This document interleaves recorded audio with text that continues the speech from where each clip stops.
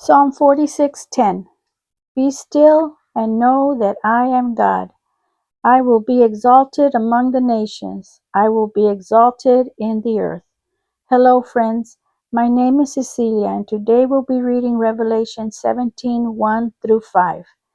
Then one of the seven angels who had seven bowls came and talked with me, saying to me, Come, I will show you the judgment of the great harlot who sits on many waters, with whom the kings of the earth committed fornication, and the inhabitants of the earth were made drunk with the wine of her fornication.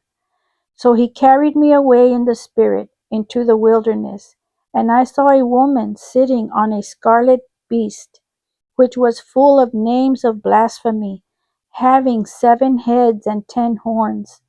The woman was arrayed in purple and scarlet, and adorned with gold and precious stones and pearls, having in her hand a golden cup full of abominations and the filthiness of her fornication.